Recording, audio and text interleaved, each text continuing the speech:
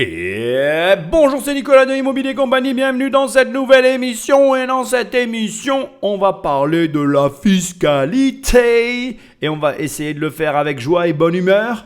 Parce que l'idée, c'est pas de se miner un peu plus. D'abord, on est dans la période idéale.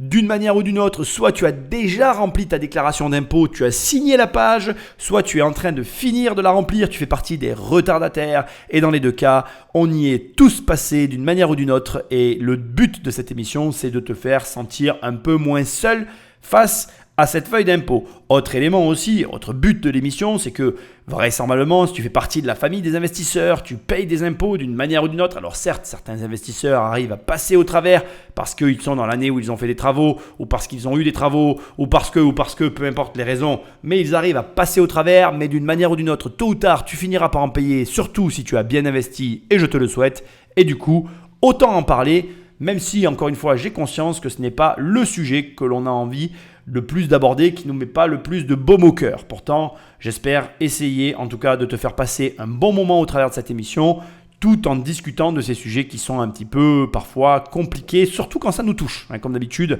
tant qu'on n'est pas touché, on a un avis. Quand ça nous touche et que ça nous tombe sur le coin de la figure, ça n'est pas pareil. Pour l'émission, la matière, c'est un reportage du journal Le Monde. Le titre, c'est « Qui paie le plus d'impôts en France ?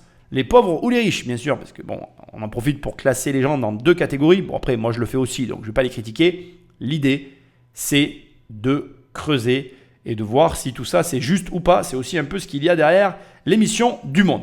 Bon, sans plus de transition, et avant d'attaquer l'émission, je vais te rappeler l'usage. Bon, tout d'abord, prends le téléphone d'un ami et abonne-le sauvagement à l'émission. Tu lui dis, c'est de la bombe bébé. Et tu lui dis, écoute ça, je t'abonne. Tu verras, c'est trop bien. Ou alors, tu me laisses des étoiles et un commentaire là où tu m'écoutes. C'est encore ce qui m'aide le mieux. Ça me permet d'être référencé sur les plateformes de podcasting. Enfin, tu peux aller sur immobiliercompagnie.com. Dans l'onglet livres, il y a mes livres. Dans l'onglet programme, il y avait mes programmes parce qu'en ce moment, ils n'y sont plus. Et dans l'onglet coaching, tu peux réserver 1 heure de coaching avec moi. Bon, je te laisse faire les manipulations. Normalement, si tu es là, tu sais te servir d'un ordinateur. Donc, je ne suis pas inquiet. Tu vas trouver. Sans plus de transition, Patrick, allez, accroche-toi avec moi, ça va un peu tanguer, on y va, c'est la fiscalité, c'est parti. En France, l'école est gratuite, la police gratuite, les hôpitaux quasi gratuits, les pompiers, les trottoirs, les pistes cyclables, tout ça, c'est gratuit. Et quand on est au chômage ou en difficulté, on reçoit des aides. Pour tout ça, il faut de l'argent, et il ne vient pas de nulle part. L'État le récolte en grande partie avec les impôts. Mais en France, on ne prélève pas l'impôt de la même manière pour tout le monde. En théorie, on prend plus d'argent aux riches et moins aux pauvres. L'idée, essayer d'être équitable. Mais quand on regarde de plus près l'impact des impôts sur les riches, les moins riches et les plus pauvres, on se rend compte que cette histoire d'équité, c'est plus compliqué. Alors, est-ce que les riches payent assez ? Est-ce que les pauvres payent trop ? L'impôt est-il juste ? Alors déjà, on va tout de suite répondre directement à la question, comme ça va planter le décor. Par nature, l'impôt est injuste en fait. Fiscaliser des gens, ça n'est pas juste. Pourquoi ? Pour quelles raisons ? Moi aujourd'hui, je voudrais qu'on repose la question parce que à l'avènement de l'intelligence artificielle, je pense personnellement que pour le coup, remplacer les hommes politiques par ChatGPT, c'est un vrai projet de société qui, à mon humble avis, en plus, serait mieux mené. Un robot qui gère tout, on vire tout le monde, il n'y a plus de salaire à donner à personne. Alors certes, le robot est un esclave et peut-être qu'un jour on parlera de la condition du travail des robots esclaves. Mais en attendant, tant que ce n'est pas sur la table, moi je propose cette solution. Si vous voulez voter pour moi, je suis le seul parti de France qui s'autosuffit, c'est-à-dire je suis seul avec mon intelligence artificielle. Et en fait, dès que j'arriverai au pouvoir, je poserai ma démission et je laisserai la place à mon intelligence artificielle. Bon, c'est pas audible, hein. C'est digne d'un scénario de film. Je commence fort, tu vois, c'est pour te donner un peu de baume au cœur.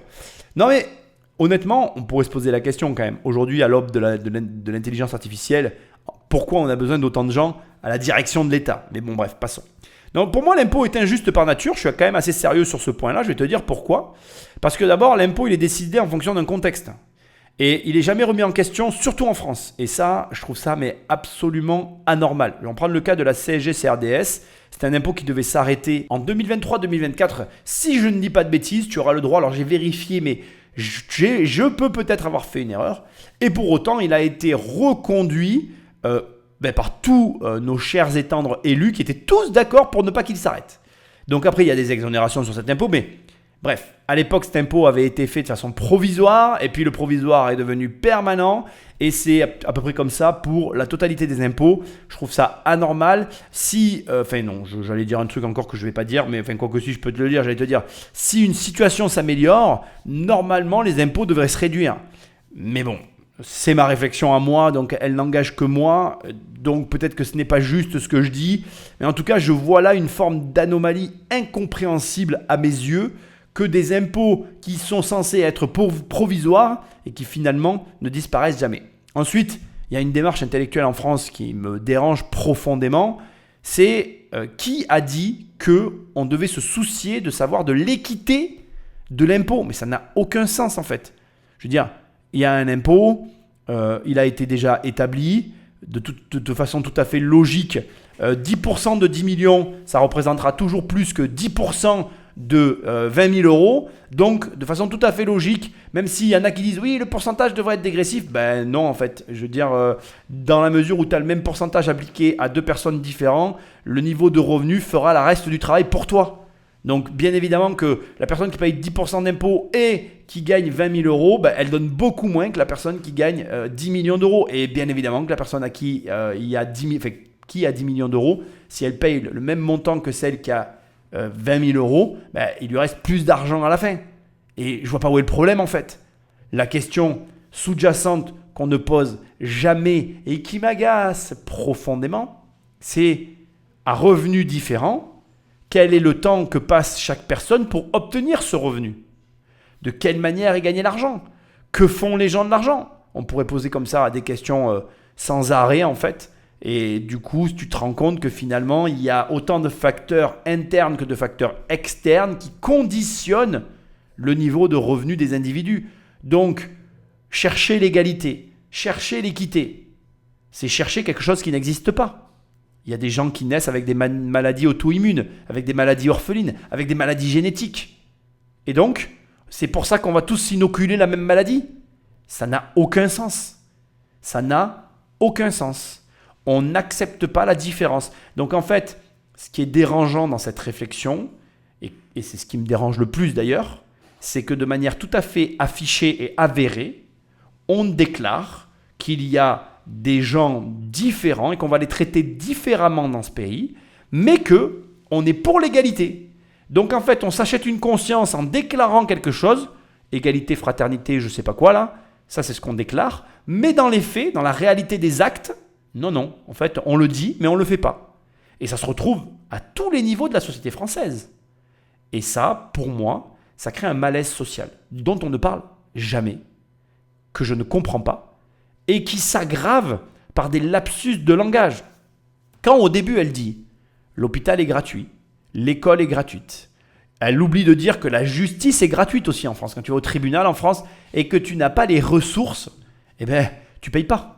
Et là, c'est encore pire parce que en fonction du type de ressources, au tribunal, je parle, tu peux avoir les ressources, mais comme ça ne rentre pas dans ton impôt sur le revenu, tu n'as pas les ressources. Donc, tu ne payes pas alors que tu as les moyens de payer. Bon, ça, on ne va pas en parler parce que sinon, voilà. Et comme c'est dit aussi, et en plus, tu peux toucher même de l'aide parce que tu n'as pas de ressources, quoi, tu vois. Donc, bref, qu'est-ce que je veux dire?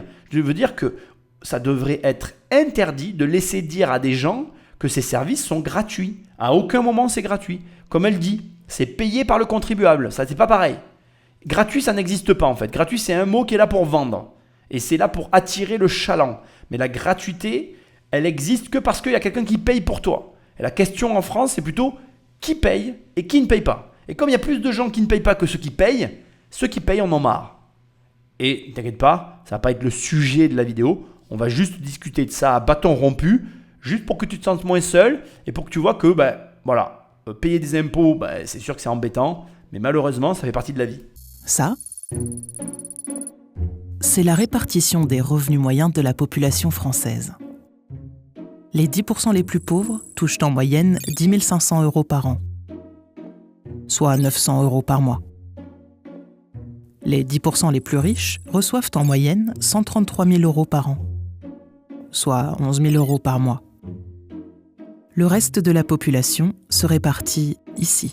Alors, je suis obligé de te décrire le tableau pour qu'on tombe d'accord de ce que j'ai sous les yeux et que tu vois de quoi je parle. Bien évidemment, tu peux aller voir l'émission sur Internet, ça t'aidera encore mieux à voir les petits bâtonnets que j'ai sous les yeux. Donc, tu as en fait un tableau avec 3 chiffres sur la gauche, 150 000 euros, 100 000 euros, 50 000 euros. Tu as en bas à gauche donc D1 qui représente les 10 000 euros qu'elle a évoqués. Et puis à l'extrême opposé, tu vas avoir les gens qui ont de l'argent et qui ont un revenu compris entre 100 et 150 000 euros. On est à 140 000 euros par an. Et tu as un gap réel à partir de 50 000 euros. Ça veut dire que, je te le dis, de toute façon, on va pas y aller par 4 chemins. Si tu gagnes plus de 50 000 euros par an, et si tu fais partie comme moi de ces tranches de revenus-là, eh bien tu fais partie des gens les plus riches en France, tout en sachant, parce qu'il faut quand même le préciser, moi j'aime bien remettre en perspective 2 choses importantes. D'abord, il faut savoir que la France, c'est un pays, aujourd'hui par rapport à des grandes puissances mondiales que nous ne sommes plus, c'est un pays où les niveaux de revenus sont très bas. Donc, être assis devant ce tableau et se dire que l'on est très riche par rapport à la moyenne des Français, ça serait une facilité. Gagner entre 100 et 150 000 euros en France, ça ne te permet pas de vivre, par exemple, correctement dans un pays, dans certaines villes américaines. Ça ne te permet pas de vivre dans certaines villes très riches dans le monde. Donc, il faut comprendre qu'en fait, en étant riche en France, tu es juste le plus riche des plus pauvres. Ça ne fait pas de toi un riche à l'échelle mondiale. Et ça, je suis désolé, mais il faut le rappeler. Ensuite, il y a autre chose de bien plus embêtant et qui me dérange profondément. C'est que ce tableau ne devrait même pas exister. Parce qu'il manque une information essentielle à son existence. Quel est l'effort fourni pour ses revenus? Parce que si la personne qui gagne 150 000 euros par an, elle travaille 100 heures par semaine, et que la personne qui gagne 10 000 euros par an, elle est aux minima sociaux et n'a aucune obligation de travail, eh bien, messieurs, dames les journalistes, messieurs, dames les observateurs, messieurs, dames politiques de la France, je suis au bonheur de vous annoncer que la personne la plus riche est le D1, D2 qui a de l'argent sans travailler. Parce qu'aujourd'hui, avoir du temps comme ils en ont et ne rien faire et toucher de l'argent, c'est un luxe que les personnes qui travaillent n'ont pas. D'autant que, on oublie trop souvent de le dire, mais dans les tranches de revenus fiscalisées de la France, nous sommes dans un système qui ressemble bien plus à un goulot d'étranglement qu'à une quelconque liberté. Il faut rappeler, et pour mémoire et pour faire partie de ces personnes-là, que l'État, les impôts, se servent sur tes comptes tous les mois. Et que tu sois en découvert ou en difficulté, ils s'en fichent. Ils viennent, ils prennent le montant qui leur est dû et ils se servent. Tous les mois, comme une horloge, comme si l'argent poussait dans ton jardin, comme si on était tous salariés. Là où, je voudrais le rappeler quand même, le RSiste et le chômeur ou je ne sais quel statut social de la personne qui ne travaille pas, elle n'a aucun prélèvement d'aucune sorte sur ses comptes. Ce qui veut dire que le coup dur de la personne qui a de l'argent n'aura jamais le même impact que le coup dur de la personne qui n'a pas d'argent.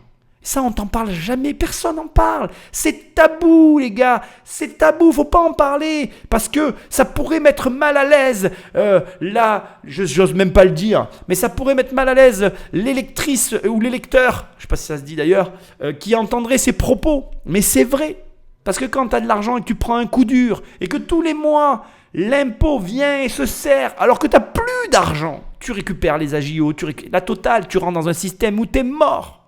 Et ça, on t'en parle pas.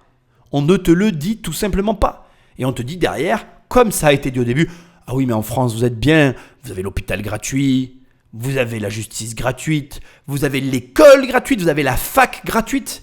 I'm going to fuck. Voilà, fuck, tu as compris le jeu de mots, hein? Voilà, génial. On doit être content parce que tout est gratuit. Mais ce qu'on oublie aussi de te dire sur le gratuit, c'est que quand c'est gratuit et pourri, tu dois quand même être content parce que c'est gratuit. Aller à l'hôpital gratuit et payer le parc-mètre, scandale. Aller en justice et ne jamais gagner parce qu'en fait, il n'y a pas de justice, scandale. Aller à l'école et soit avoir tout le temps des grèves, soit avoir une éducation pourrie, soit avoir de la violence, scandale. Donc au final, je ne veux pas faire le mec qui critique, mais vous voyez la problématique. Et attendez, je veux pas être la personne qui va être l'oiseau de mauvais augure. Ça va bien plus loin que ça. C'est que, en plus des inégalités dont je suis en train de parler, il y a une autre inégalité dont on ne te parle pas, qui est une inégalité liée au système français, qui est une inégalité liée à la découpe du territoire, là où pour l'école et pour d'autres domaines, tu vas avoir des dépendances qui vont être liées à l'adresse à laquelle tu te trouves. Et cette forme de dépendance, par exemple, l'école de tes enfants, tu ne la choisis pas, elle est liée à ton adresse, sauf que, en fonction de ton adresse, l'école dont tu dépends, tu n'as pas du tout envie d'y mettre tes enfants. Et ça, c'est marrant parce que c'est un sujet qui est tabou, parce que ça touche tout le monde. Et là où ça devient très drôle, c'est que parfois, tu as même des gens qui se disent être à gauche, par exemple, et qui sont les premiers à t'expliquer que ce mélange est bien pour la mixité sociale ou je sais pas quoi. Mais quand tu te penches sur leur situation, ces gens-là, tu te rends compte qu'ils font tout pour que leurs enfants n'aillent pas dans ces écoles, en fait. Et il y a une forme d'hypocrisie qui s'est installée, où personne ne veut parler de tout ça, mais où tout le monde s'en accommode, mais où au final, dès que tu commences à en parler avec quelqu'un, tout le monde est d'accord en fait. Mais personne ne fait rien. Et donc, moi quand je vois des tableaux comme ça, moi j'ai envie de dire aux journalistes, mais c'est quoi ce torchon que tu m'as pondu ? J'ai envie de vomir. Il est où le temps de travail ? Donc je reviens au sujet, excuse-moi parce que je me suis égaré, c'est des sujets qui me touchent. Il est où ton temps de travail là ? Parce que bon, très bien, les revenus, il y a un écart. Waouh, super, je m'en serais jamais douté. Vraiment, il fallait que tu me fasses un tableau pour que je le comprenne. Mais combien de temps ils y passent ? Parce que moi, je vais pas m'en cacher. Moi, je fais partie des gros revenus, tu vois. Mais combien de temps on passe à bosser, les gars ? Combien de temps je passe à bosser ? Je pense que la plupart des gens ne s'en rendent pas compte. Et si tu ramènes au taux horaire, le tableau, comme je l'ai dit tout à l'heure, il ne tient pas debout. Et c'est d'ailleurs la réflexion que je t'invite à avoir. Je t'invite à avoir cette réflexion dans toutes tes actions, à savoir comment tu travailles, qu'est-ce que tu multiplies, pourquoi tu le multiplies, et aussi quelque part dans quel but, quel objectif tu poursuis au travers de tes actions. Donc, ça me gonfle parce qu'on ne nous parle que d'argent, ce qui prouve qu'on a un problème avec l'argent en France. On ne nous parle jamais du temps, ce qui n'est pas malheureusement dans cette mesure possible de décorréler, parce que à mesurer tout ça, encore une fois, j'insiste, parce que c'est grave pour moi, tu vois. On peut pas parler comme ça, en fait. Il y a des gens qui bossent derrière. Donc, je vais être vulgaire, alors je vais essayer de ravaler ma langue, tu vois, mais en fait, tu manques de respect au temps qu'ils perdent à leur travail. Allons jusqu'au bout de la réflexion. Je ne pense pas ce que je suis en train de dire, hein. Bien évidemment, tu ne perds pas de temps à ton travail, mais tu comprends ce que je veux dire ? En gros, on sous-entend pas que... En gros, tu travailles pas, tu as de l'argent, il tombe du ciel, tu vois, c'est ça qu'on dit. Non mais attendez les gars, les mecs qui ont des gros revenus, ils ont des gros revenus parce qu'ils font quelque chose de leur journée, ce que pas forcément ne font les autres en fait. C'est le fond du problème. Je dis ça encore une fois, je vais pas dire que je dis rien parce que je le dis. Donc non, le temps, c'est un paramètre indissociable du revenu et ce tableau du coup n'est pas acceptable. Et comme j'ai envie de te dire, l'ensemble de ce reportage est basé sur ce tableau, j'ai envie de te dire que l'ensemble du reportage devrait aller dans la poubelle. Mais après, tu as l'habitude, tu sais ce que je pense des journalistes.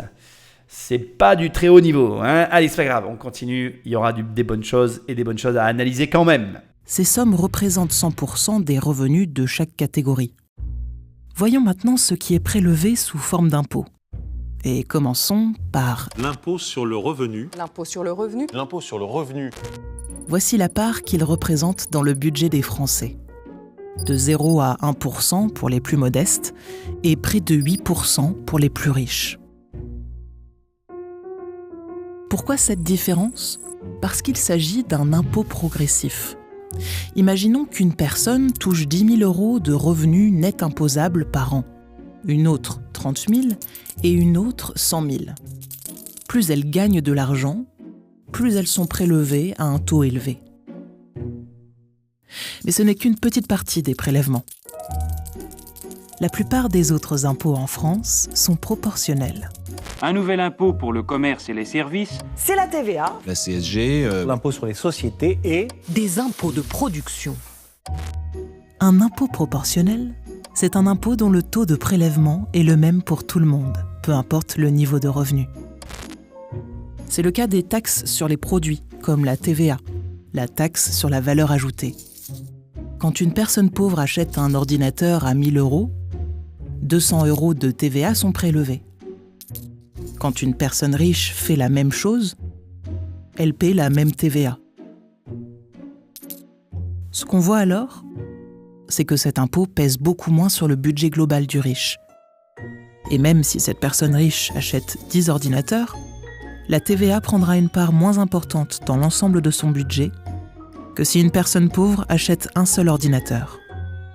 C'est pour ça que les taxes sur la consommation prennent une part plus importante sur les revenus des plus pauvres et moins sur ceux des plus riches. Ah là là, c'est fallacieux presque comme argument, mais je vais pas l'attaquer encore et encore, on va repartir du départ. Alors déjà, il y a 3 formes d'impôts dans le monde, de manière générale. D'abord, tu vas avoir l'impôt, ce qui est d'ailleurs un peu pareil pour les amendes, d'ailleurs, ce que je m'apprête à te dire, mais je l'ai déjà dit dans un podcast, mais c'est toujours bien de le rappeler. Tu as le forfaitaire, c'est-à-dire que, par exemple, on va te dire, tu gagnes 1 million d'euros ou tu gagnes 10 000 euros, le forfait pour ce gain, c'est 1 500 euros. Quoi que tu gagnes, tu payes pareil. Ce qui est très rarement appliqué sur l'impôt, parce que du coup, ce type d'impôt forfaitaire, le grand perdant, c'est l'État. Parce que c'est un forfait qui est convenu au départ, tu ne peux pas avoir plus, c'est conventionnel plutôt. Enfin, bon, bref, il y a un document qui l'atteste, on s'en tient à ça et point à la ligne. Donc ça, c'est le forfaitaire, c'est quelque chose d'hyper connu. Ensuite, tu as le pourcentage, comme la TVA, donc c'est-à-dire on prend un pourcentage de la somme. Donc du coup, c'est effectivement, comme ça a été dit, proportionnel. Donc, il y a... Pourquoi je te dis que c'est fallacieux, ce qui vient d'être dit, je vais te l'expliquer. Parce que sur ce sujet-là, l'écart, le déséquilibre, il n'est pas du tout lié au niveau de revenu. La plupart des gens se méprennent complètement là-dessus, mais c'est la faute, tu vois, de toutes ces émissions de merde, de tout ce qu'ils font qui est un pourri complet. En fait, le problème, c'est que les gens qui ont de l'argent, en fait, sur ce genre d'achat, par exemple l'ordinateur, eh bien, ils vont en faire ce qu'on appelle une charge. Là où pour toi, contribuable, c'est souvent un coût. J'ai déjà expliqué ça sur la chaîne plusieurs fois, etc.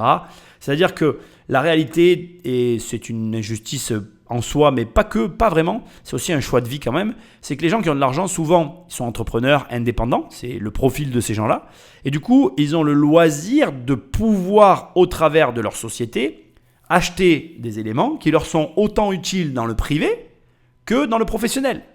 Et du coup, la différence quand tu achètes un ordinateur en société que quand tu l'achètes à ton nom propre, c'est qu'en société, tu le déduis, alors qu'à ton nom propre, tu le subis. À ton nom propre, c'est pris sur le budget de tes courses, c'est pris sur le budget de tes loisirs, bon, tu as compris, etc., etc. Sur la société, c'est déduit de ton résultat, c'est de l'impôt que tu ne payeras pas. Donc, cette nuance, elle est énorme parce qu'en fait, il faut comprendre que pas une question que les gens qui ont de l'argent et ils ont plus d'argent. Non, non, non. Les gens qui ont de l'argent ont une forme d'intelligence fiscale. Ils savent faire la part des choses de ce que je suis en train de t'expliquer et du coup, ils arrivent à mieux gérer leurs achats au global. Je ne parle pas que de leur gestion financière. Je parle de la manière qu'ils vont avoir d'acheter ce qu'ils ont à acheter. Du coup, quand ils vont acheter un ordinateur, ils vont préférer acheter un ordinateur et le déduire que l'acheter directement. Ce qui nous amène au 3e point, qui est l'impôt par tranche, que eux ils ont appelé progressif, où là encore c'est assez arbitraire. C'est souvent les États qui vont fixer des paliers et ils vont dire à partir de tant d'euros, tu vas payer tant d'impôts. Donc en France, tiens, on va faire le job, tu vois. Là, tu vas sur Google, tu tapes, je suis en train de le taper en même temps que je te parle. Là, tu tapes tranche impôt. Hier, tu mets impôt sur le revenu, ça veut dire hier, tu mets 2024, tu vois. Et là, quand tu appuies sur entrée, ils apparaissent direct. Et là, la France, tu vois, elle dit jusqu'à, alors là, je te donne les chiffres de 2024, jusqu'à 11 294 euros, tu payes 0%. Puis si tu les dépasses, de 11 000 à 28 000, tu payes 11%. Et de 28 à 82 000, tu payes 30%. Et après, 41%, 45%, etc. Et du coup, le fonctionnement, ça aussi, il y a beaucoup de gens qui ne le comprennent pas, c'est que chaque impôt se cumule. Donc, ça veut dire que toi, tu gagnes par exemple 50 000 euros, et de 0 à 11 000 euros, tu ne payes pas d'impôt. Donc, on découpe ta somme de 50 000 euros à l'année et on te dit combien tu payes. Et donc, forcément, tu vas avoir toutes les tranches qui vont s'accumuler jusqu'à ce que tu arrives à 30% d'impôt. Là où, encore une fois, les foyers les plus aisés, ils vont contrôler l'argent qui arrive sur leur feuille d'impôt et ils vont doser la tranche dans laquelle ils rentrent. Et ça, c'est aussi une propriété, une caractéristique que certaines personnes vont avoir au détriment d'autres. Un salarié classique qui travaille pour un patron, il ne peut pas faire ça. Mais Un entrepreneur à son compte, lui, il peut jouer de sa fiscalité. Et ça ne crée pas une inégalité. Ça montre juste que de te lancer à ton compte, ça t'offre des avantages, mais de la même manière que ça t'offre aussi des inconvénients. Le salarié, il a la garantie du revenu, l'entrepreneur, il ne l'a pas. Tu comprends ? Donc maintenant, je voudrais finir juste sur un dernier point. En toute logique, quand tu fais correctement tes impôts, tu es censé anticiper ton passage d'une tranche à une autre et tu es censé aussi prendre garde à l'endroit où tu te situes dans ta fiscalité. La plupart des gens, malheureusement, je te le dis, c'est la triste réalité. La plupart des gens, malheureusement, je te le dis, c'est la triste réalité, ne font aucun calcul, aucun effort sur ces sujets-là. Ils se lancent dans la vie active et puis ils voient les impôts qui arrivent, entre guillemets, j'ai envie de dire, un peu au jour le jour. Ils payent ce qu'ils doivent payer et on n'en parle plus. Je voudrais finir avec simplement l'argument sur la TVA qui est alors complètement fallacieux. Il y en a plein qui te disent oui, la TVA, c'est l'impôt le plus injuste qui existe, etc. etc. Ben, moi, je ne suis pas d'accord avec ça. Moi, je pense qu'un bon impôt, c'est un impôt que tout le monde paye. Je pense que si tout le monde payait des impôts en France, déjà, ça serait complètement différent parce que tout le monde participerait à l'effort commun. Le fait qu'aujourd'hui, il y ait des tranches de la population qui ne participent à rien et qui bénéficient de tout, ça crée encore plus, j'ai envie de dire, un sentiment d'injustice. Et les sentiments d'injustice dans une société, c'est ce qu'il y a de pire. Et alors, je vais finir d'enfoncer le clou, mais dans une société comme la nôtre, où la justice ne fonctionne pas, avoir un sentiment d'injustice fiscale et un sentiment d'injustice tout court, voilà, j'ai envie de te dire, c'est le pompon. Ça explique pourquoi il y a autant de gens qui détestent la France, ce qui n'est pas forcément justifié encore parce que, je veux quand même le préciser à ce stade de l'émission, agir pour et uniquement pour la fiscalité n'est pas sain. Il te faut agir aussi pour toi et croire que la fiscalité est le principal problème de la France, c'est une hérésie. Moi, je le répéterai toujours, la fiscalité, elle est normale, elle est nécessaire. Moi, je n'ai jamais été attiré par les pays où il n'y a pas de fiscalité parce que quand il n'y a pas de fiscalité, généralement, il n'y a pas de système financier cohérent derrière. Et ça ne m'intéresse pas. Moi, j'aime les systèmes financiers cohérents. Bref, après, je ne veux pas dire que Fontaine, je ne boirai jamais de ton eau. J'imagine bien qu'il y a des pays qui sont bien gérés, qui sont peu fiscalisés, tant mieux. En tout cas, moi, je suis plus attiré par les pays où il y a quand même de la fiscalité, où il y a un vrai système derrière. Parce que ça permet malgré tout, il faut quand même dire les choses, ça permet malgré tout une cohérence au niveau de la société, dans la mesure où tu as le sentiment de justice et où tu as le sentiment que tout le monde participe. Autre prélèvement, les cotisations sociales. Elles sont proportionnelles au salaire. Plus le niveau de vie augmente, plus les personnes ont un emploi. Donc, un salaire et les cotisations qui vont avec. Mais jusqu'à un certain point, leur part diminue pour les 30% les plus riches. Il y a deux grandes raisons à cela. Premièrement, parmi les plus riches, il y a plus de retraités et de travailleurs indépendants. Et comparé aux salariés ou aux fonctionnaires, ils paient moins de cotisations. Deuxièmement, les plus riches ont proportionnellement moins de revenus salariaux que de revenus du capital, des loyers ou des dividendes par exemple. Les cotisations sociales, qui portent uniquement sur les salaires, prennent donc une part moins importante. Ce qu'il y a de bien, c'est que je te l'avais dit, tu vois, et ça se retrouve. Par contre, il faut faire très attention. D'abord, premièrement, ça n'est pas aussi simple que ce qu'elle l'explique, et ce n'est pas parce qu'il y a des revenus du capital. C'est parce que la situation le permet. Et par exemple, tu vas prendre un artisan basique, sa situation ne lui permet pas forcément d'arriver à ce genre de situation. Et encore que, il pourrait le faire. La vraie problématique, elle est plus liée, on va dire, à son organisation et au temps de travail. Et on revient au début de l'émission. Pourquoi ? Je m'explique. En fait, on va prendre le cas de l'artisan, c'est un très bon exemple. L'artisan, il va travailler du lundi au vendredi, parfois même le samedi matin. Les artisans, ils travaillent beaucoup, hein, vraiment, je t'assure. Moi, en tout cas, les artisans avec qui je travaille, j'en vois certains qui bossent vraiment énormément. Ça dépend lesquels, mais il y en a qui travaillent vraiment beaucoup.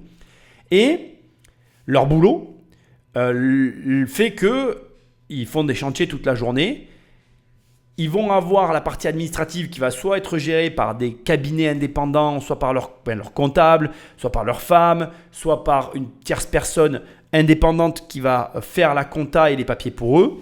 Et du coup, ce profil m'intéresse parce que justement, ça te montre que ces personnes-là n'ont pas tendance à pouvoir faire des montages complexes, pas parce qu'ils ne veulent pas, mais parce que et la structure de leur travail, c'est-à-dire je bosse du lundi au vendredi ou au samedi matin et je suis crevé et ça m'use la santé et le physique, et le fait qu'ils ne soient pas dans les papiers, qui sont plutôt vers l'extérieur et le manuel les met dans une position où ils ne peuvent pas en fait s'instruire, comprendre ces mécanismes, les mettre en place. Parce que là, ils sont là, ils parlent comme des livres. Moi, j'adore. Les journalistes, ils parlent comme des livres. Mais le mec qui a du capital, eh bien, il a fallu qu'il mette le système en place. Et pour mettre le système en place, il faut qu'il continue à bosser, qu'il travaille sur le système, qu'il mette en place le système et que tout se mette en place. Et en fait, la vérité, c'est que pour arriver à comprendre tout ça, il faut s'instruire. Mais qui s'instruit ? Et après, il y en a qui te disent « Oui, c'est pour ça que c'est les héritiers, nanana. » Non. C'est pas une question d'héritage. C'est une question d'organisation et de temporalité. C'est dans mon temps de travail, à quel moment je m'instruis ? À quel moment je prends le temps d'ingérer de l'information qui me resservira dans mon quotidien. Et ça, par contre, ça n'est pas donné à tout le monde. Et ce que j'aime pas dans la narrative qui t'est donnée là, c'est que ça a l'air facile. Il y a un gars, il arrive, il a du capital. Mais d'où il le sort ce capital ? Comment il l'a fait pour l'obtenir ? Et non, tout le monde n'est pas héritier, même en France. Donc comment ça se passe ? Bon, moi j'ai une part de réponse à ça, tu sais ce que je veux te dire. L'immobilier est le système que moi j'arrête pas de te proposer. Mais la réalité, c'est que malgré tout, ça n'explique pas tout. Dont notamment, encore une fois, je remets le sujet sur la table, l'éducation, la réflexion, le temps qui est pris pour pouvoir tout mettre en place. Tout ça, ça se valorise. Et ça ne peut pas être vraiment délégué. Tu peux en déléguer une partie, mais pas la totalité. Donc, c'est trop facile que d'arriver et de dire « Ben oui, ils ont du salaire, ils prennent moins de charges parce qu'ils ont du capital. » Non. Ils ont aussi du capital parce qu'ils ont travaillé 2 fois plus que les autres. Et ça te dérange parce qu'en réalité, ça ne te dérange pas à toi, mais ça dérange toute une tranche de la population parce qu'ils ne veulent pas accepter qu'en travaillant plus, tu puisses changer ta réalité. Tu préfères croire que ça sera soit le loto, soit l'héritage, soit les deux, mais pas le travail. Parce que le travail, si réellement le travail te permet de t'élever, alors qu'est-ce que tu fous ? Et après, je ne peux pas répondre, c'est ta réponse, pas la mienne. Restent encore 3 autres prélèvements. L'impôt sur les sociétés, un impôt proportionnel sur les bénéfices des entreprises. Il affecte donc principalement ceux qui ont investi de l'argent dedans, à savoir plutôt les riches. Oui, alors donc là, juste pour t'expliquer, on est toujours sur notre tableau, on est dans la colonne D10, la colonne où il y a le plus de revenus. Et là, elle rajoute en fait une tranche de fiscalité qui correspond à l'IS. Mais comme elle le dit elle-même, il y a une action qui en découle. C'est-à-dire que cet argent que, comme elle dit, les riches touchent, ils ne le touchent pas par magie. Ils ont posé l'action que de dire « j'investis dans cette société ». C'est trop facile de dire « ah voilà, il a de l'argent parce qu'il a hérité ». Mais pas du tout. Il a de l'argent parce qu'il y a eu une action qui a été un investissement qui après à un moment donné donne ce qu'on appelle un retour sur investissement. Ah tu le sais déjà. Oui, mais en attendant tu le sais, mais pourquoi, ou plutôt comment des personnes peuvent arriver à penser ne serait-ce qu'une seule seconde que ça arrive par l'opération du Saint-Esprit. On dirait que les riches le sont parce que voilà, on les a touchés sur le landau à la naissance, la bonne fée richesse les a touchés et l'argent tombe tous les matins au pied de leur lit et voilà. Non, faut arrêter de rêver. De même que, je veux quand même le dire, tu n'as aucune garantie en naissant riche de rester riche, tu vois. Tu peux la perdre ta fortune et beaucoup plus facilement que ce que tu vas devoir faire pour la gagner. Je dis ça, là je dis rien. Les taxes sur la production, elles rassemblent différents prélèvements, la taxe sur les salaires par exemple, mais aussi les taxes sur les jeux et les paris. En proportion des revenus, elles affectent un peu plus les petits budgets. Parce que les petits budgets croient malheureusement que leur seule manière de gagner de l'argent, c'est de l'avoir en jouant au jeu. Moi, j'appelle ça un impôt sur la stupidité. Ne le prenez pas mal. Bien que je connais des gens très intelligents qui jouent au jeu et que j'apprécie et qui sont mes potes très proches. Et je ne les juge pas en disant ça. C'est juste que j'ai du mal à comprendre l'intérêt de jouer à des jeux d'argent. Mais bon, bref, on ne va pas parler de ça non plus parce que je m'égare comme d'habitude. Donc, revenons à la réalité.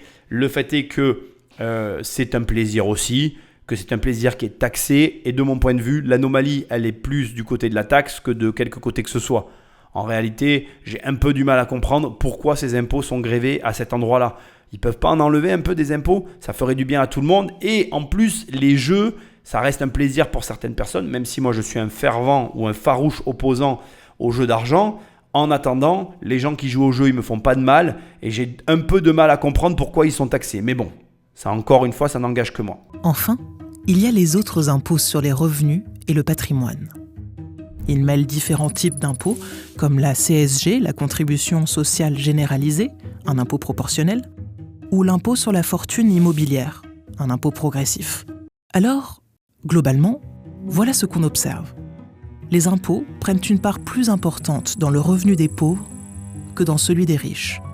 68% pour les plus pauvres, 54% pour les plus riches. Ce qui n'est absolument pas vrai, je te le dis encore une fois, je suis désolé, je sais très bien que sur ce reportage tout est écrit tiré de l'INSEE, etc. blablabla, mais c'est fallacieux. Pourquoi ? Parce que en réalité, le calcul qui est fait dépend aussi de la dépense des ménages. Et que cette dépense, malheureusement, tu peux pas réellement la mesurer puisqu'elle varie en fonction de la typologie, des goûts, bref. Après, quand je dis que c'est faux, soyons clairs, je vais quand même être honnête. C'est aussi un lapsus de langage de ma part. On est d'accord, eux et moi.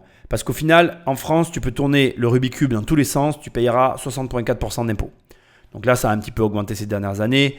Au final, on est d'accord. Après, elle va dire, ah oui, mais comme elle le dit d'ailleurs, on est à plutôt 60 et quelques pourcents pour les plus pauvres, pour 54% pour les plus riches. Oui, mais, il y a un mais, il faut bien le préciser. En fait, les plus pauvres ont finalement plus d'argent brassé. Et ouais, ça aussi, c'est des détails dont on ne parle pas, mais en fait, finalement, proportionnellement, bien évidemment, on est d'accord. Je parle bien sûr proportionnellement, parce qu'en volume, c'est les plus riches qui ont le plus d'argent. Mais en proportion du revenu, l'argent qui circule sur le compte de quelqu'un qui a peu d'argent est plus important. Là où il y a moins d'argent qui circule sur le compte d'un riche, toujours pareil, proportionnellement par rapport à ce à quoi il a accès, parce que le plus riche va contrôler la manière dont il va accéder à son capital, souvent aussi parce qu'il va avoir des options pour le faire, là où le plus pauvre ne les aura pas. Maintenant, je veux le dire à ce stade de l'émission, c'est hyper important, que tu sois d'un côté ou de l'autre du spectre, je veux dire aux extrêmes opposés, ou même au centre, tu es classe moyenne, tous les outils qu'utilisent les riches te sont accessibles. Le problème et la difficulté, je vais te la donner, il est très simple, c'est que tu peux utiliser des outils de riches, mais si tu les utilises mal, ils vont te coûter plus cher que l'économie d'impôt qu'ils te proposent. Et si tu les utilises bien, ils vont te permettre d'aller un petit peu plus vite vers de meilleurs rendements ou de meilleurs revenus financiers. Voilà. Mais sachez que finalement, autant que vous êtes, peu importe à quel niveau du spectre vous vous trouvez, tout le monde a accès aux outils qu'utilisent les riches. Donc, en définitive, leur classement là, de riches et de pauvres, de bâtonnets de gauche, de droite, il est bien plus interdépendant de la volonté de la personne d'évoluer au sein de la société que de quoi que ce soit d'autre. Donc, est-ce qu'il y a un problème ? Pour moi, il n'y en a même pas. Parce qu'en définitive, je te l'ai dit à un moment donné, l'avantage des gens qui n'ont pas d'argent en France, c'est qu'ils n'ont pas les problèmes d'avoir un organisme qui vient se servir sur leur compte, d'avoir cet organisme qui prend tous les mois de l'argent sur leur compte, d'avoir la pression de faire du chiffre, la pression de faire du résultat, la pression de réussir ou de mener telle ou telle entreprise, la pression de régler tel ou tel problème. Moi, il n'y a pas une journée où je me réveille où j'ai pas sur mon bureau, tu vois, aujourd'hui j'ai 3 problèmes à régler. Immobilier, allez, je vais t'en parler, j'ai une fuite à réparer, à faire réparer par un artisan. J'ai une désentente entre deux parties sur la fin de travaux et la livraison de travaux où je pense qu'on va aller au clash. Et j'ai un troisième problème. Ah oui, j'ai un devis à récupérer pour pouvoir finaliser un chantier. J'arrive pas à obtenir le devis. L'artisan ne me répond pas. Donc tu vois, je suis désolé de te dire ça, mais le mec qui gagne 10 000 euros par mois, qui paye 8% d'impôts de plus, alors là, par rapport au graphique, qui paye 68% d'impôts de plus que le riche qui en paye 54%, mais qui a tout son temps et ses loisirs sans aucun problème pour aller à la plage, où il va se dire « Ah ben, il reste 2 jours, j'ai plus d'argent pour finir le mois. Bon, c'est pas grave, de toute façon, j'ai pas de prélèvement, donc je peux finir le mois si je suis pas dépensier, si je veux pas me mettre à découvert, parce qu'il y a des gens qui se mettent à découvert et qui se posent pas de questions, mais bon, bref, tu as compris ce que je voulais dire. Ben, lui, il pourra faire ça. Là où le riche, qui lui paye certes un peu moins d'impôts, lui, il doit aller régler ses problèmes. Il peut même pas partir en vacances serein, parce que si les problèmes sont pas payés, sont pas réglés, il est pas payé. Et s'il est pas payé, il peut pas payer les impôts. Du coup, il va en contentieux. Et du coup, il va avoir de gros problèmes et du coup, il dort moins bien la nuit. Donc, je sais pas comment dire, tu vois.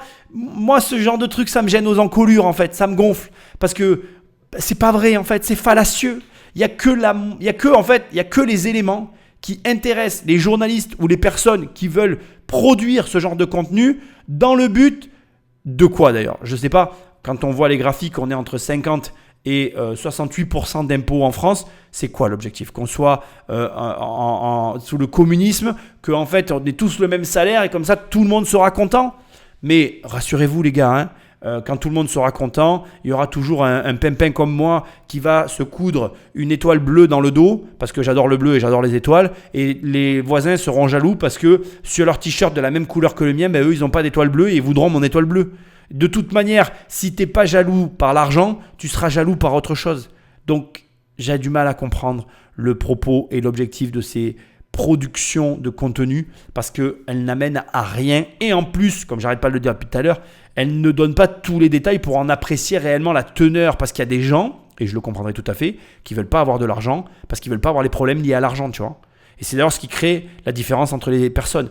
Moi, je vois autour de moi, il y a des personnes qui me le disent, Nicolas, c'est sûr que tu as l'air très heureux, tu as du temps pour toi, etc.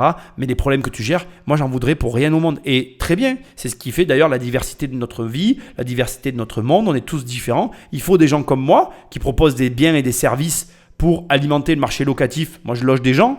Je permets à des entreprises d'occuper des locaux. J'ai une utilité sociale, comme il faut des gens qui ne travaillent pas d'ailleurs. Ils ont une utilité sociale, ils réfléchissent. Bon, les penseurs, il y en a toujours eu. Avant, on avait l'ermite de la colline. Maintenant, on a l'ermite au RSA. Moi, j'ai un copain qui me dit qu'il travaille à Lampe.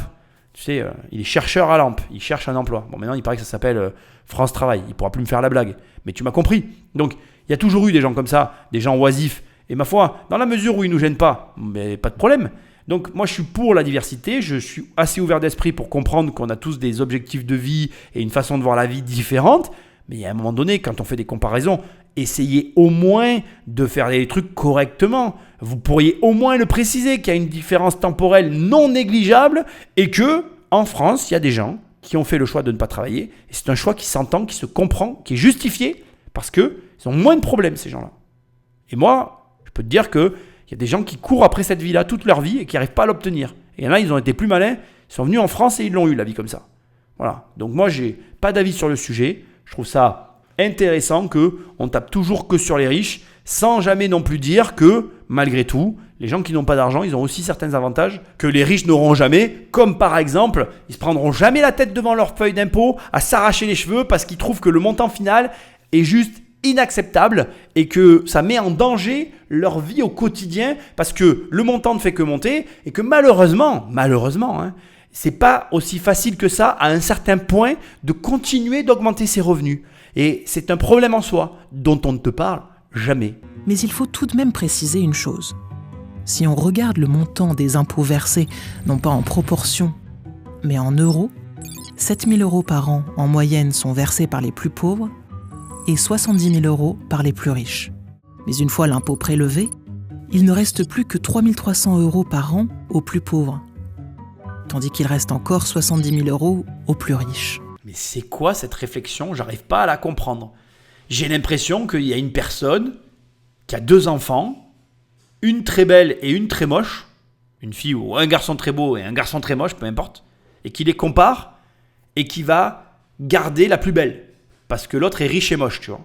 Donc comme il est riche et il est moche, je m'en débarrasse et je garde elle parce qu'elle est pauvre, mais qu'est-ce qu'elle est belle, tu vois. Mais qui fait ça? Personne. Ou alors on va reformuler l'exemple pour que tu comprennes vraiment le fond de ma pensée. Tu as 2 gamins, tu vois. Tu en as un qui est en difficulté scolaire et tu en as un qui a des facilités scolaires. Tu dis à tes 2 gamins, bon, les gars, les enfants, si vous travaillez bien à l'école, tous les deux par contre, on va à Euro Disney. Si vous travaillez mal à l'école, on n'y va pas, tu vois. Et alors là, il se produit l'impensable.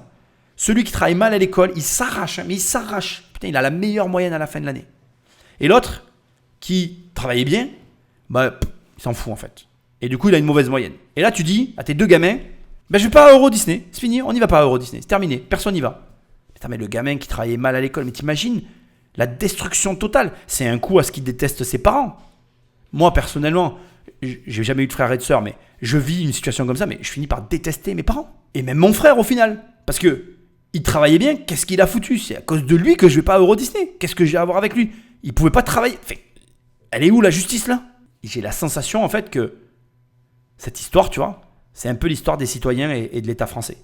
Comprendra qui pourra. Bon, on a donc vu qui paie des impôts. Maintenant, voyons à quoi ils servent et à qui ils servent. Voici ce que ça donne en euros. Il y a d'abord des transferts monétaires. Et parmi eux, les retraites sont les plus importantes. Elles bénéficient surtout aux plus riches, puisqu'elles sont proportionnelles au salaire passé. Ce qui est complètement faux, puisqu'on t'a expliqué dans cette même émission que les plus riches payaient moins de charges sociales dans lesquelles il y a les cotisations de la retraite. Donc déjà là, il s'est glissé l'air de rien une fausse information. Je suis obligé de te le préciser parce que, et c'est d'ailleurs logique, tu y réfléchiras, tu verras, les gens qui ont de l'argent comptent plus sur le revenu de leur patrimoine que sur leur revenu de la retraite future. Donc si tu veux, déjà à partir de là, le raisonnement est faux, et comme cet élément du raisonnement est faux, à mon sens le reste le sera aussi, mais admettons. Gardons sa réflexion jusqu'à la fin et faisons comme si c'était juste. À cela s'ajoute ce qu'on appelle les revenus de remplacement, comme les allocations chômage, les pensions d'invalidité ou les arrêts de travail. Leur distribution est assez homogène, car 2 mécanismes se compensent. Les allocations chômage ciblent surtout les plus pauvres, alors que le montant des arrêts de travail est plus important pour ceux qui gagnent plus d'argent. Quant aux autres prestations sociales monétaires, il s'agit surtout d'aides pour lutter contre la pauvreté, comme le RSA, et d'aides pour les familles, comme les allocations familiales. Elles sont logiquement concentrées sur les plus pauvres. Mais il n'y a pas que l'argent. Il existe aussi des prestations en nature. Des services publics fournis par la collectivité, comme la police ou la justice. Si ces prestations varient très légèrement en fonction du niveau de vie, c'est parce qu'on prend en compte les différences de territoire. Il y a plus de services publics dans les lieux les plus peuplés. Or, c'est aussi là qu'il y a le plus de pauvres et le plus de riches. Enfin, il y a ce qu'on appelle les transferts en nature individualisables. Par exemple, l'éducation gratuite, les remboursements de l'assurance maladie ou les aides au logement. Des prestations qui profitent à tout le monde, mais surtout aux plus démunis. Elles permettent un accès universel à la santé et à l'éducation. Le point positif, c'est que si tu ne sais pas où va ton argent, maintenant tu sais, la liste elle est longue, comme tu vois, et en plus je l'ai coupée sur la partie retraite, sachant que la retraite c'est la part la plus importante. Ce qu'on ne réalise pas quand on est en France et qu'on paye des impôts, parce qu'on a l'impression d'en payer vraiment beaucoup, c'est qu'on en paye pour tout le reste de la population. Quand j'ai passé mon diplôme dans l'immobilier, j'avais comme prof de fiscalité le directeur, je le raconte tout le temps cette histoire, tu m'excuses, je radote comme un vieux monsieur. J'avais comme professeur l'ancien directeur des finances de la région PACA. Il nous avait donné les chiffres de l'imposition en France. Tu as 18 millions de personnes en France qui payent des impôts. Sachant qu'on était à l'époque 67 millions d'habitants. Voilà, et mes chiffres datent un peu, ils ont 10 ans maintenant. Donc ça a dû évoluer, c'est sûr, je n'ai pas les chiffres actuels, mais ça te donne un peu une notion, c'est-à-dire qu'avec tous les services qu'on vient d'énumérer, c'est logique que ceux qui payent des impôts payent vraiment beaucoup d'impôts parce qu'ils portent les 2/3 de la société. Parce que c'est ça la réalité, ça va te choquer, mais tu portes les 2/3 de la société. Et pourquoi tu les portes ? Parce qu'en fait, dès l'instant que tu dépasses si ton foyer dépasse les 50 000 euros par an, tu portes tout le reste de la société puisque tu portes la classe moyenne parce qu'elle a droit à des aides sociales. Donc des aides, comme ça a été dit, tu vas avoir la CAF par exemple. Si la classe moyenne a des enfants, ils ont la CAF, tu vois. Et si jamais, pareil, tu as plus de 50 000 euros, tu portes toutes les petites tranches d'imposition qui sont comprises entre moins de 10 000 euros et jusqu'à la seconde tranche. On va dire que pour moi, jusqu'à même à 28 797 euros, tu portes un peu cette tranche-là pour beaucoup, quoi. En gros, tous les revenus qui sont au-delà de la troisième tranche, au-delà des 82 000 euros, si tu déclares plus de 82 000 euros, tu vas porter quasiment toutes les tranches. Un peu moins, c'est à la 30%, mais quasiment toutes les autres tranches derrière. Et ça peut être très lourd en fonction de la tranche dans laquelle tu tombes. C'est pour ça que normalement, tu devrais, et je le répète chaque année, après cette déclaration fiscale, calculer et anticiper la prochaine déclaration fiscale. Parce que, en fait, le système de tranches fait que quand tu rentres dans une nouvelle tranche, si tu l'anticipes, tu peux aussi anticiper ta fiscalité et du coup, par exemple, ne pas acheter le même projet immobilier. Si tu vas rentrer dans une nouvelle tranche et que tu vas te faire ouvrir, tu prends un projet à rénover, comme ça les rénovations absorbent l'impôt et tu ne rentres pas tout de suite dans la tranche, tu décales. Ça te laissera le temps de racheter un ou deux autres biens immobiliers pour aller tout de suite dans la tranche au-dessus. Tu vois comment ça marche ? Pas très compliqué, hein ? Bon, ce qu'on constate avec tout ça, c'est que les riches et les pauvres perçoivent un peu plus de prestations que la classe moyenne. Mais comparons cela avec ce que chacune des catégories paie chaque année. On se rend compte que les pauvres reçoivent plus d'argent qu'ils n'en donnent. À l'inverse, les riches en donnent plus qu'ils n'en reçoivent. Reste alors une question à se poser, ce système est-il juste ? Très mauvaise question à laquelle je me fous complètement de savoir qu'est-ce que tu vas y répondre, même si on va l'écouter. Le problème, c'est de savoir que ressentent tes citoyens. C'est ça que tu devrais chercher à savoir. Parce que tout est dit dans la phrase. Alors d'abord, je suis pas du tout d'accord, mais bon, avec ce qui a été dit sur la répartition de ce qui machin, bon bref, peu importe, mais je suis d'accord avec ce qu'elle a dit après, quand elle dit, il y a une tranche de la population, donc les pauvres, qui reçoivent plus d'argent que ce qu'ils en donnent, parce qu'en fait, ils en donnent pas et qu'ils en reçoivent. Et une autre tranche de la population, les soi-disant riches, qui eux, font que en donner en fait. Et le problème, il est là en fait. C'est que, à ton avis, quelqu'un à qui on fait que prendre de l'argent, parce que on donne, en fait, donner... L'acte, en fait, on est dans une époque où franchement, et pourtant franchement, je suis pas bon en français, mais on est dans une époque où les mots n'ont plus de sens. Je crois pas que les gens donnent de l'argent. Non, je suis pas tout à fait d'accord. C'est pas du volontariat. Je connais pas quelqu'un, j'en connais aucun d'ailleurs autour de moi, de Français qui paye des impôts et qui se dit ah chic alors, je vais donner mon argent cette année. Je suis content. Non. Tous ceux qui payent des impôts, ils baissent la tête. Et il y a même beaucoup de gens qui ont un ras-le-bol fiscal français. C'est très connu comme phénomène. Renseigne-toi, tu verras, ça existe. Donc le problème, c'est plutôt, la vraie question, c'est que pensent les citoyens français de ce système ? Et la catégorie de gens qui ne font que donner, spoiler alerte, ils en ont ras-le-bol en fait. Et ce sentiment, la priorité de l'État, ça serait qu'il change. Et pour le changer, ça serait qu'il donne moins. Sauf que ça, on ne peut pas le dire. Parce que tu comprends, c'est pas bien, ils sont riches, ils gagnent 13 fois plus, tu vas voir le calcul. On fume de la moquette. Parce que ce que j'ai pas dit jusque-là et qui est dérangeant avec le système français, c'est que c'est un système qui est totalement stérile. C'est stérile. L'argent, en France, circule dans l'État. Il ne circule pas dans l'économie. Et cet effet, il est que, en fait, on reste plus longtemps dans la classe sociale de laquelle on arrive. C'est-à-dire que si tu nais pauvre, tu restes pauvre. Parce que l'argent ne circule pas. Enfin, si, il circule, mais dans l'État. Mais ça nous fait une belle jambe que l'argent circule dans l'État. Mais bon, ce n'est pas des critiques, encore une fois. C'est des faits que tu dois intégrer. Et encore une fois, ce qui est intéressant à savoir, à comprendre et à mettre en place dans sa vie, si tu vis en France, c'est qu'il existe des moyens de faire en sorte que tu ne subisses pas le système. Alors, tu vas le minimiser, mais tu le subiras quand même. Mais tu peux l'optimiser, enfin, vois-le comme tu veux. Tu peux faire en sorte de moins subir le système que ceux qui ne font rien. Maintenant, on ne va pas se mentir, c'est compliqué, il y a de l'administratif, c'est lourd, ça prend la tête. Mais, ma foi, c'est un travail comme un autre. Moi, je vais te dire mon opinion, il n'y a pas de pays dans le monde où tu ne travailles pas. Et ne va pas croire que l'herbe, elle est plus verte ailleurs. Nous, en France, on a l'avantage de ne pas avoir de concurrence. C'est-à-dire que tu as une masse de gens qui ne travaillent pas. Comme je t'ai donné les chiffres tout à l'heure, je dirais que tu as 2/3 de personnes qui ne sont pas des foudres de guerre. Donc, ce n'est pas très compliqué de rentrer dans le tiers gagnant. Après, tu vois les choses sous l'angle que tu veux. Moi, mon rôle ici, c'est de te montrer que oui, c'est énervant, oui, c'est pas facile, blablabla, on va pas y rester des heures, c'est bon. Il y a un moment donné, qu'est-ce qu'on fait pour s'en sortir ? Et la vérité, elle n'est pas belle, mais elle est pourtant bien réelle, c'est que si tu veux t'en sortir du système français, c'est qu'il te faut de l'argent. Et franchement, je le pense profondément, il n'y a pas de meilleur endroit pour faire de l'argent qu'en France, parce que c'est plus simple qu'ailleurs. Donc tu fais de l'argent en France, et quand tu as assez d'argent, tu te barres, si tu en as vraiment envie. Mais tu verras encore une fois, et je te le redis, l'herbe n'est pas forcément plus verte ailleurs, elle est différente. Et après, le tout, c'est de s'adapter à son environnement, parce que c'est ça qui t'amènera les résultats que tu convoites. Pour y répondre, il faut s'intéresser au niveau de vie. Bien, revenons au revenu annuel des résidents français. Avant redistribution, le niveau de vie des 10% les plus riches est alors 13 fois plus élevé que celui des 10% les plus pauvres. Maintenant, voyons ce qu'il reste une fois que tous les types d'impôts ont été prélevés. Le niveau de vie baisse pour tout le monde. Logique. Enfin, ajoutons l'argent reçu sous forme de prestations. À ce moment-là, le niveau de vie des 1/3 les plus riches a baissé, celui des 2/3 les plus modestes a augmenté. Dans le même temps, l'écart entre leur niveau de vie diminue.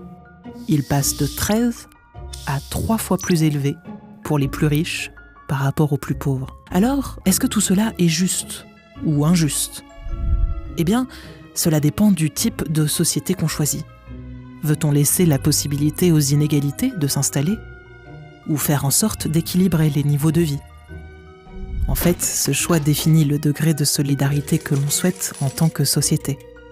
Est-ce que l'on veut donner, ou pas, les mêmes chances à tout le monde, quelles que soient les origines sociales ? Ah sombre imbécile! Ah, mais ils sont bons quand même. Donc en fait, on te culpabilise en sous-entendant qu'en fait, si tu choisis de ne pas payer trop d'impôts, ben en fait, t'es un gros méchant qui est contre le fait de donner des chances. Non, pas du tout. Alors écoute, on va recibler directement, mais ça me fait halluciner. L'élément le plus neutre du monde, le plus juste, qui donne le plus d'opportunités, c'est l'argent. Ta capacité à accéder à de l'argent, c'est ce qui te donnera ta capacité à t'extraire de ta situation sociale. Et la France, en donnant un RSA à quelqu'un, elle le maintient enchaîné à sa condition de pauvre. Elle a habitué toute une population à vivre avec 550 balles. Je ne connais pas le montant du RSA, je m'en fous, mais je te dis ce que je pense. En fait, tu as toute une catégorie maintenant de la population qui vit avec le RSA et qui vivent dans un monde parallèle, avec une économie parallèle et qui vivent avec ça et qui magouillent. C'est ça la vérité. C'est qu'on a des mecs, ils prennent le RSA, ils ne veulent pas payer d'impôts, ils vivent avec le reste en liquide, ils créent une économie parallèle et ça leur convient très bien. Parce qu'ils ne veulent pas avoir de prélèvement, parce qu'ils ne veulent pas que l'État vienne se mêler de leurs affaires et parce que quand on n'a rien, eh ben on n'a rien à te prendre. Mais ça, c'est un faux système. C'est un système pourri de l'intérieur qui maintient les gens dans une pauvreté artificielle qui fait que ces personnes n'ont aucune exigence, aucune ambition, ils n'ont rien en fait. C'est d'une tristesse sans nom. Et je suis très triste pour ces gens-là parce qu'en plus, ils arrivent à croire à ces balivernes et j'arrive même pas à croire qu'il y ait des gens qui écrivent ça en fait. Je sais même pas qui a écrit ça. On voit sa tête à la fin, mais bon bref, peu importe, je m'en fiche en fait. C'est pas mon problème, je n'insulte pas, on n'a pas les mêmes idées, elle a le droit de penser ce qu'elle a envie, c'est de la foutaise. La vérité, c'est qu'il y a des études sur le sujet. Le système américain produit le même résultat que le système français à ce détail près. C'est que aux États-Unis, quand tu n'as pas d'argent, tu l'as choisi. En France, quand tu n'as pas d'argent, tu le subis.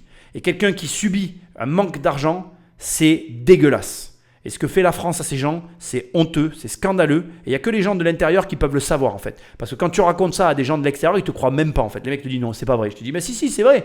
Mec, je te jure, il y a des mecs chez nous, ils se contentent de 550 € par mois, ils ont les APL derrière et tout, et ils se démerdent avec ça, ça leur va très bien. Et quand tu le racontes, les gens normalement constitués ne te croient pas. D'ailleurs, c'est pas pour rien que notre système a été reproduit nulle part ailleurs.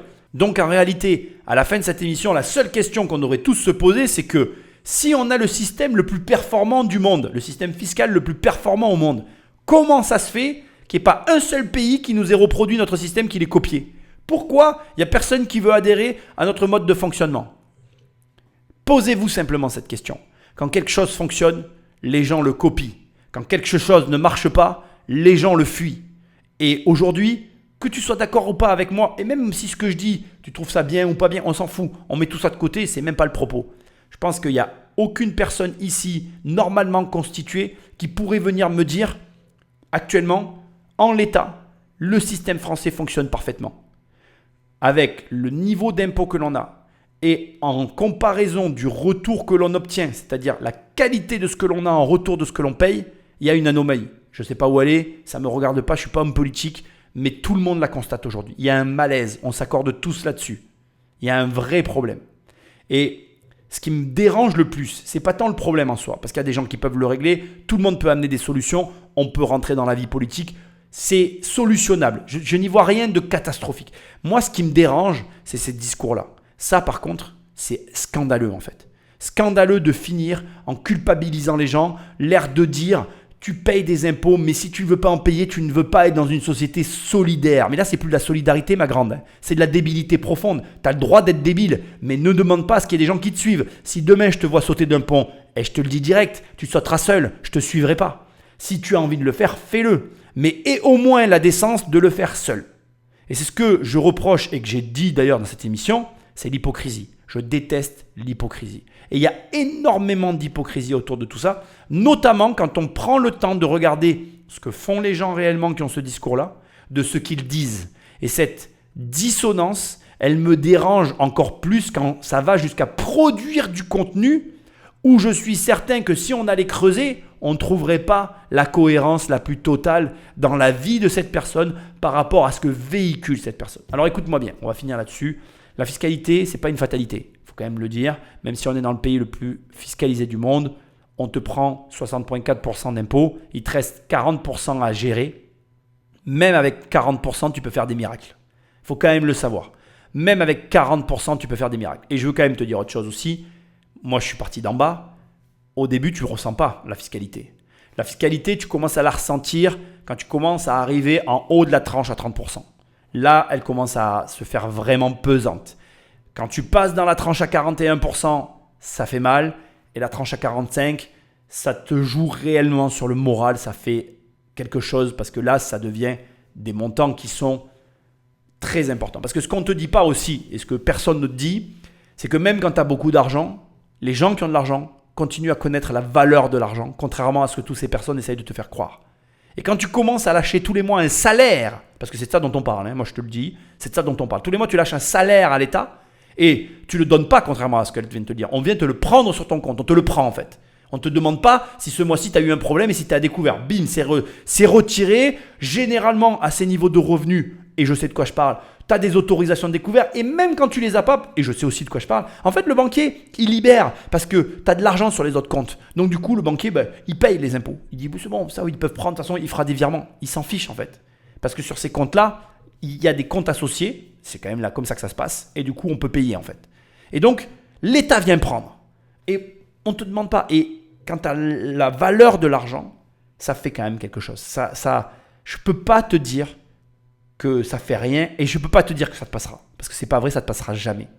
Parce qu'après, et c'est le paradoxe dont on ne te parle pas, pour arriver à un certain niveau de revenu, tu vas devoir avoir un certain niveau d'éducation, tu vas devoir avoir une certaine exigence envers toi-même, mais aussi envers tes entreprises, tes services, tout ce que tu proposes. Et donc du coup, tu vas être sensible à tout ça. Et quand tu vas te rendre compte qu'en fait, ce que toi tu exiges pour arriver à atteindre le niveau que tu vises à arriver, on ne te le rend même pas par rapport à ce qu'on te prend, en fait, il arrive un moment où tu n'es plus d'accord et les mecs finissent par se barrer.